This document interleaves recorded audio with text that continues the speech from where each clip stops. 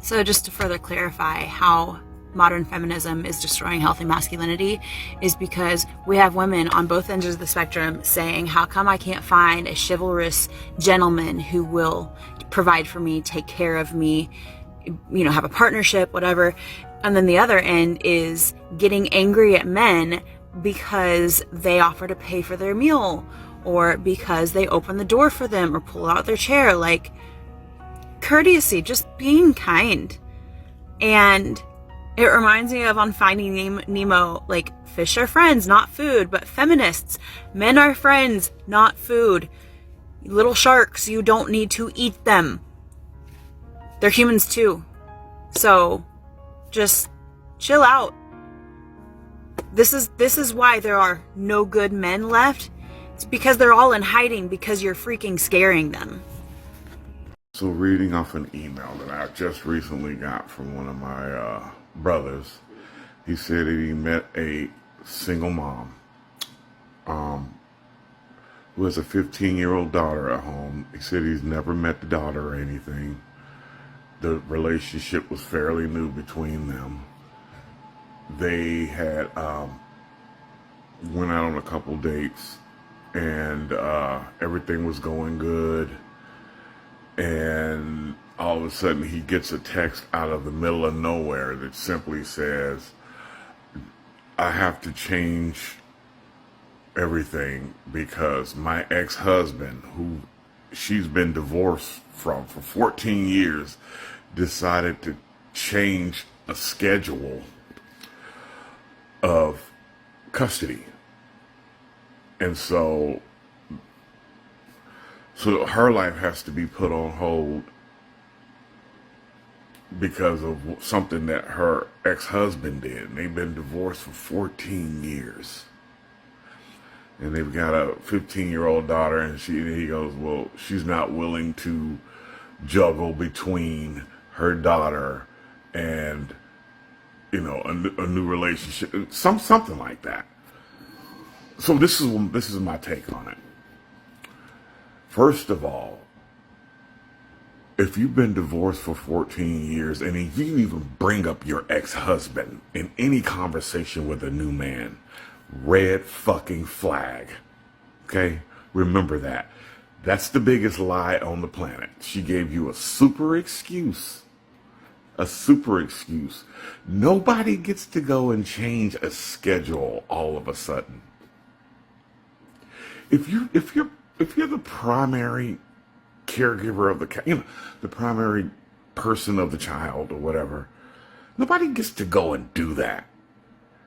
So this is why we don't date single moms, because they cannot pair bond with you.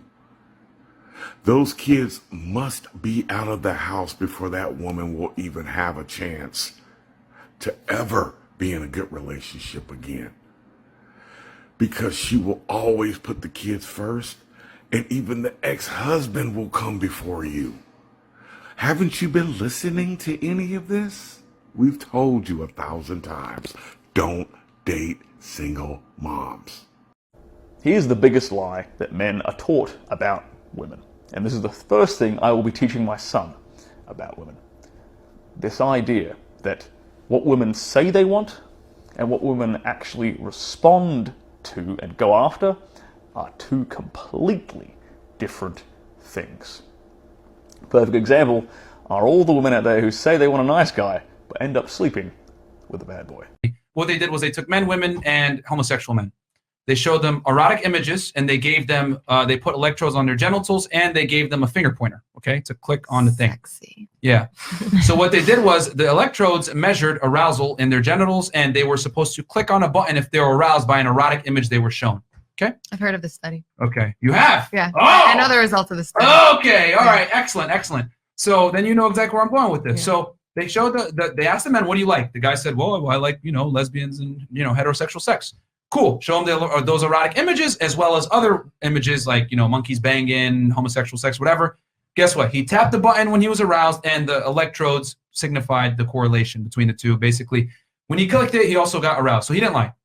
The homosexual man, what are you turned on by? Well, I like homosexual sex. All right, cool. Show it to him. Show him the image. Clicks the button.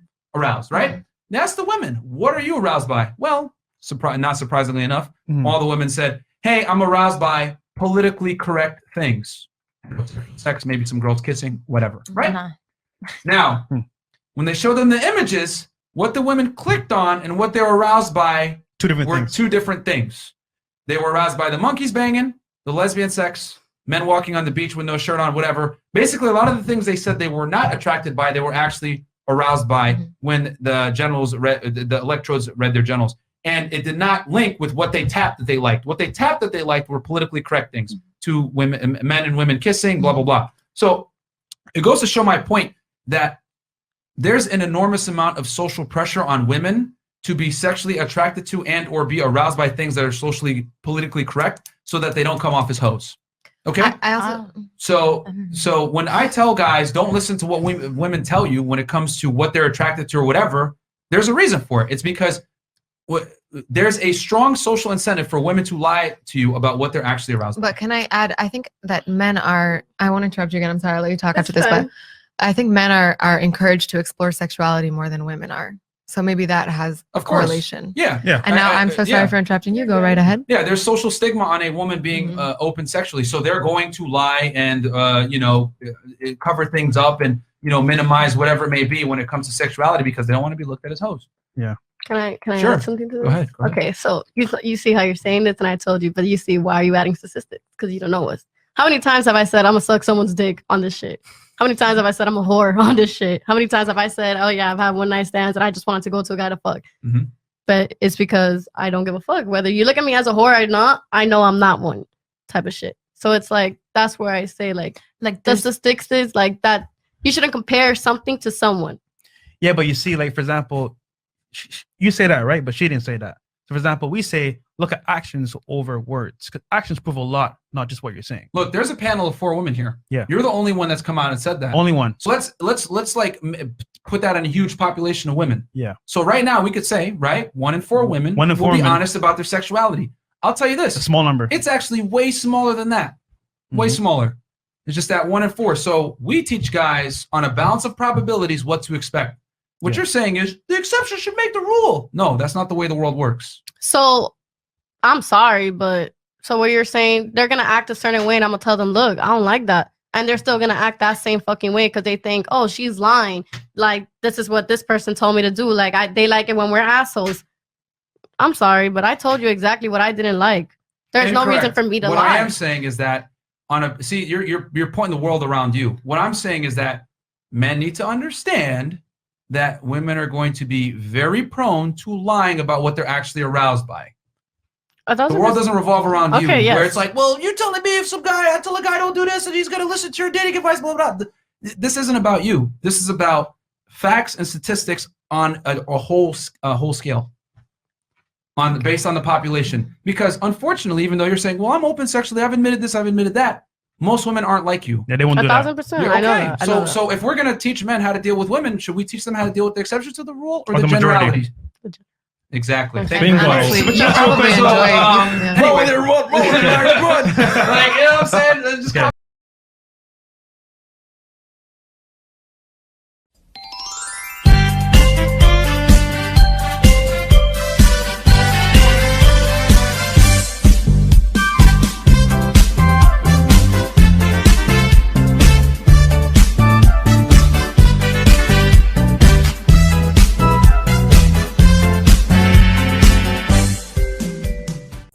So I want to make this video to give dads a little bit of hope and hopefully make some moms see things maybe a little differently. First, I acknowledge that not every situation is the same. I also acknowledge that some children have been victims of abuse themselves, not just witnessed it between the father and the mother.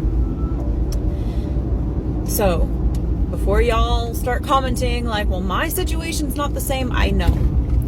This is for whoever needs to hear it. Sometimes it is better for your children to be primarily with the other parent. In my case, whenever my son was 4.5 years old, I asked his dad and my co-mother, which is his dad's wife, to take our son full time. Because I realized that me being a single mom and having to do everything completely on my own with no partner, no husband, all the stress I was under, and with me realizing that as my son is getting older, when his body starts to change and he starts to experience things that only men really experience that I might not fully understand, it was a better place for my son to be. I want my son to have a stable, consistent home life that I never had. So now he lives full-time with them. I very rarely do I take him. I incorporate myself into his world. I'm very close to his stepmom. I like to call her my co-mother. She is just as much a mom as I am, and just as much a parent as his dad is. She's not a step in between. She is not less than. She is just as involved in our son's life as the two of us are. So it has been a bitter pill to swallow, because as a mother, I get judged very harshly for some people think that I've like abandoned my son. And that's not the case at all. Sometimes being a parent means doing the really hard thing no matter what other people see, no matter how other people will judge you for it. And it has worked out extremely well for us. My son is happier. Our relationship is healthier. And I know that whenever he's a little bit older and I can explain to him, hey, this is what I did for you because I saw that this was the best thing, and now I can start to pursue bettering my own life as a single woman. I would love to be married, but that might not happen. So I just want to encourage y'all that do the right thing for your children. Even if other people are watching and judging, you know what's best.